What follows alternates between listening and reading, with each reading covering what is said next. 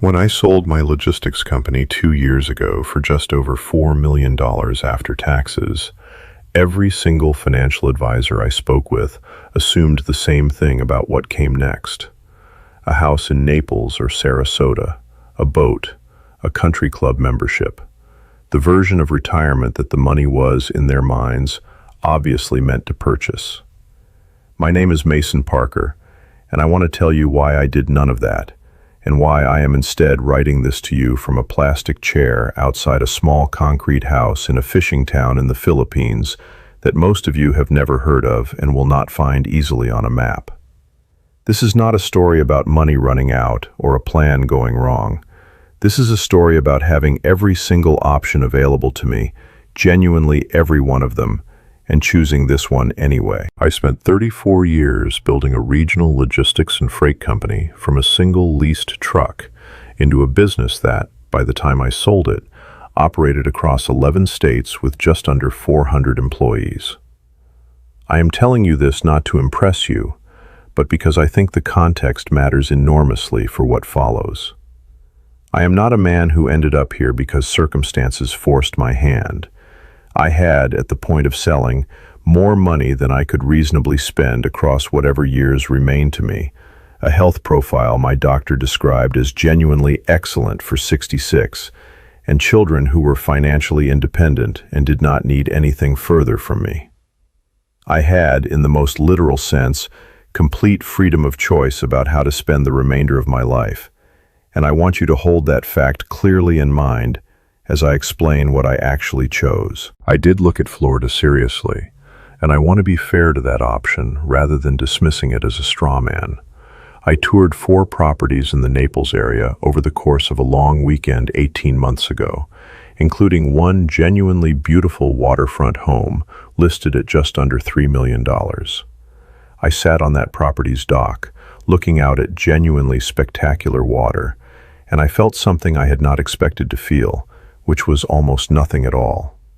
Not disappointment exactly, and not the property's fault in any specific sense, but a kind of flatness that troubled me more than I let on to the realtor standing beside me.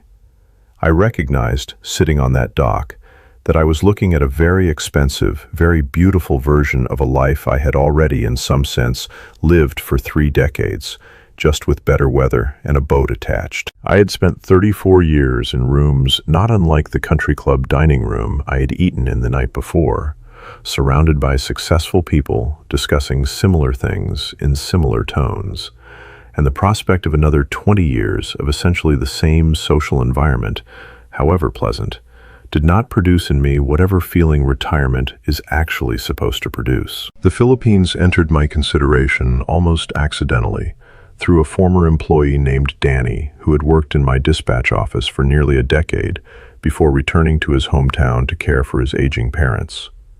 We had stayed loosely in touch, and during a phone call about 8 months before I sold the company, he mentioned, almost in passing, that I should visit sometime, that his town had a way of making people forget what they thought they wanted. I did not think much of it at the time, but roughly 2 months after that flat, unsettling afternoon on the Naples dock, I found myself, somewhat impulsively, booking a flight to visit him, more out of curiosity about my own reaction than any serious consideration of relocating. Before I tell you what happened when I got there, subscribe right now and turn on the notification bell. Every week on this channel, we cover the real financial and life planning decisions that matter for American retirees, wealthy or otherwise. And next week, I am covering the specific tax and estate planning considerations for anyone considering an international retirement with significant assets.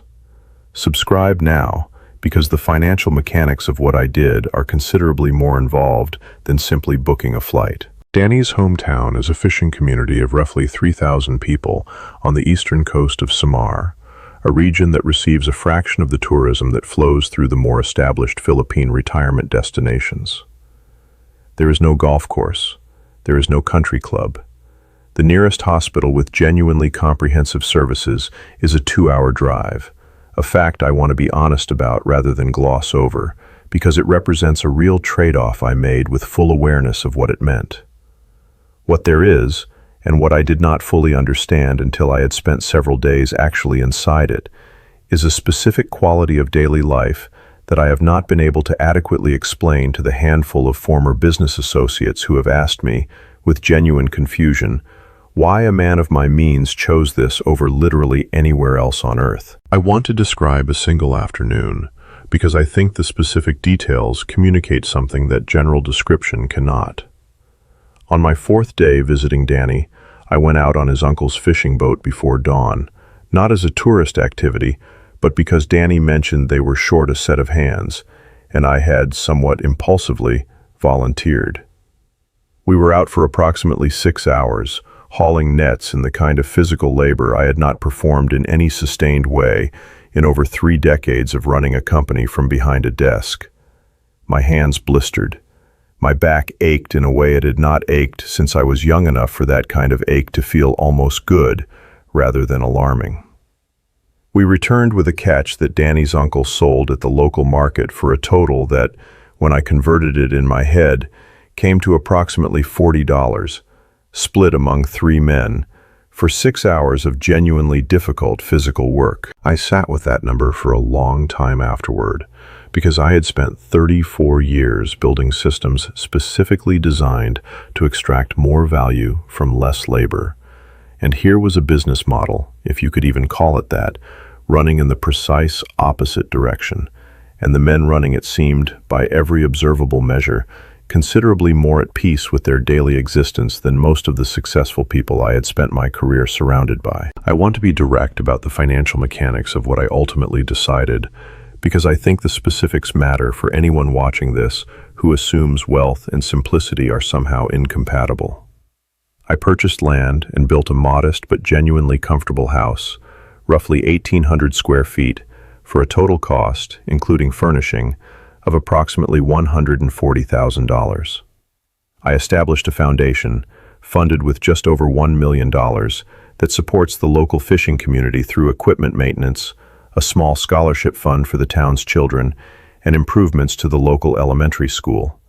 A decision I made not out of guilt about my wealth, but out of a genuine desire to be something more useful to this community than simply another foreign resident consuming its beauty. The remainder of my assets, well over $2.5 million, remain invested conservatively, generating more income annually than my current lifestyle here requires by a considerable margin, which I want to be honest is its own strange position to sit inside, having more money arrive each year than I have any genuine use for. I still own a condominium in Chicago, which I return to for roughly 6 weeks a year, primarily to see my children and grandchildren. And I want to be clear that I am not suggesting total renunciation of my previous life, because that would not be an honest description of what I actually did. What I renounced was the assumption, one I had held without ever fully examining it, that the money I had built was supposed to purchase an escalating version of comfort and status, rather than something else entirely.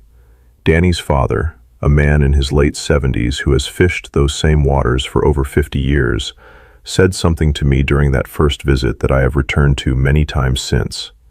He asked, through Danny's translation, what I had actually built the money for, and when I gave him some version of the standard answer, security, comfort, options, he nodded and then asked a second question that stayed with me considerably longer. He asked whether I had ever stopped, at any point during those 34 years, to check whether the security and comfort I was building actually made me feel secure and comfortable, or whether I had simply kept building because building was the thing I knew how to do. I did not have a good answer for him, and I still do not, fully, though I think the life I have built here over the past 18 months represents my attempt at one. My days now involve, most mornings, several hours of genuine work supporting the Foundation's projects, conversations conducted in a mixture of my improving but still limited Tagalog and considerable patient hand gestures, and evenings spent largely the way Danny's family and their neighbors spend theirs, which is to say, sitting together, eating together, and existing together in a rhythm I did not know I was missing until I found myself inside it. I recognize that this story is not a template most people can follow, and I want to be honest about that rather than pretending otherwise. Most Americans do not sell a company for $4 million, and the specific freedom that afforded me is not universally available. But I think the underlying question is available to nearly everyone, regardless of the specific number attached to your own circumstances, and it is the question Danny's father asked me that first week. Whatever you have built, whatever security or comfort or status you have spent decades accumulating, has it actually made you feel the way you assumed it would? Or have you simply kept building because building is the thing you know how to do? I spent 34 years assuming the answer to that question was obvious and did not need examining. It took a fishing boat, 6 hours of blistered hands, and $40 split 3 ways to make me actually ask it. Subscribe to Mason Parker USA and turn on the notification bell. Share this with someone you know who has built considerable success and has not yet stopped to ask whether it is actually building the life they wanted. I will see you in the next one. Content came across an article recently with a headline that I just couldn't let slide. The article was titled, "The 4 Worst Ages to Retire, Hands Down," and the bold claim right at the top, age 64 is, and I quote, statistically, the worst age to claim Social Security. And they tried to back it up by citing pasted, it was a Wednesday morning, the same Wednesday it always comes. A 71-year-old woman in Ohio sat at her kitchen table waiting for a deposit that simply never showed up. No phone call, no letter, no warning, just an empty space in her bank account where her federal benefit payment was supposed to be. Pasted, I want you to picture something for me. It's a Tuesday morning in February. It's still dark outside, properly dark. The kind of dark where the streetlights are doing all the work, and it's raining. Not heavy rain, just that fine, miserable drizzle that soaks right through your coat and makes everything there was one sentence my wife waited 35 years to say. And when she finally said it, I realized there was something about our marriage I had never truly understood. When Maria asked if we could spend our retirement in the Philippines, my first answer was no, not because I didn't love her, not because the first time I smiled after my wife died, I felt guilty. We've been married for 42 years. For months after the funeral, I thought grief was something you eventually got over. Instead, it became part of every morning, every meal, every empty chair in the house. Then one afternoon, my daughter handed me something. 4 months after selling everything I owned and moving to the Philippines, I booked a flight back to America. I didn't tell my daughter. I didn't tell my friends. I didn't tell anyone. At that point, I was convinced I'd made the biggest mistake of my life. The house was gone. The truck was gone. The furniture pasted 4 months after my husband died. I realized the dinner invitations had simply stopped coming. My name's Susan. Tom and I were married 44 years out in Denver. We had a circle, the same 4 or 5 couples, dinners every few weeks, 30 years of them. Then Tom got sick, and then Tom was gone, and I was pasted #retire abroad, #retirement planning, #expat life.